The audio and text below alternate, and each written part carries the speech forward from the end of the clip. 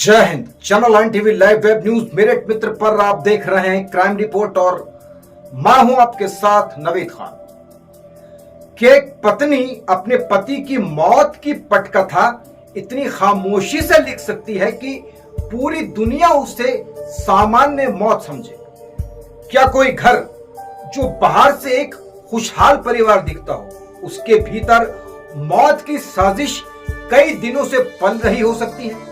और क्या प्यार इतना अंधा हो सकता है कि दो मासूम बच्चों के सिर से पिता का साया छीन ले? आज की कहानी शुरू होती है एक रहस्यमय मौत से, जहां परिवार रो रहा था, पड़ोसी सांत्वना दे रहे थे और सबको बताया जा रहा था कि एक युवक की अचानक तबीयत बिगड़ गई और उसकी मौत हो गई। लेकिन जब पुलिस ने शव को गौर से देखा तो कहानी बदलने लगी। गले पर कुछ निशान थे, कुछ सवाल थे और कुछ ऐसी राज जो धीरे धीरे परत दर परत खुलने वाली थी। जांच आगे बढ़ी, सीसीटीवी कैमरे खंगाले गए, मोबाइल कॉल डिटेल्स निकाली गई और फिर कैमरे में कैद हुई एक ऐसी तस्वीर जिसने पुलिस को सीधे एक खौफनाक साजिश तक पहुंचा दिया। देर रात एक युवक चुपके से घर के अंदर जाता दिखाई दिया, लेकिन वो कौन था और आधी रात को आखिर उस घर में क्या हुआ था? अब इस कहानी का सबसे चौंकाने वाला हिस्सा सुनिए।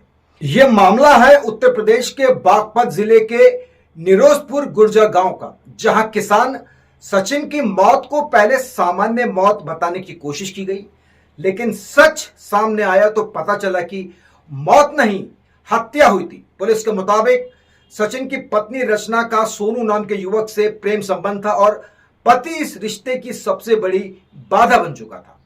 आरोप है कि इसी वजह से दोनों ने मिलकर सचिन को रास्ते से हटाने की साजिश रची। पहले खीर में नशीला पदार्थ मिलाकर सचिन को बेहोश किया, फिर रात के अंधेरे में प्रेमी को घर बुलाया गया और दोनों ने मिलकर उसका गला घोट दिया। हत्या के बाद पूरे मामले को प्राकृतिक मौत का रूप देने की कोशिश की गई, लेकिन सीसीटीवी कैमरे में कैद हुई एक तस्वीर ने पूरी साजिश को बेनकाब कर दिया। अगर आपको यह कहानी सुनकर मेरठ का चर्चित ब्लू ड्रम कांड याद आ रहा है तो इसकी वजह भी है। वहां मुस्कान और साहिल पर प्रेम प्रसंग के चलते पति की हत्या का आरोप लगा था और यहां बागपत में रचना और सोनू पर। दोनों मामलों में एक बेहद समानता दिखाई दी है। जब रिश्ते भरोसे से नहीं बल्कि धोखे, जुनून और स्वार्थ से चलने लगते हैं तो उनका अंत अक्सर खून खराबे से होता है। लेकिन इस पूरी कहानी में सबसे दर्दनाक पहलू हत्या नहीं है। सबसे बड़ा सवाल दो मासूम बच्चों का है जिनके पिता अब इस दुनिया में नहीं है और मां सलाखों के पीछे पहुंच चुकी है। आखिर प्रेम कहानी का यह खूनी अंत क्यों हुआ? क्या फरार प्रेमी सोनू की गिरफ्तारी के बाद और बड़े खुलासे होंगे?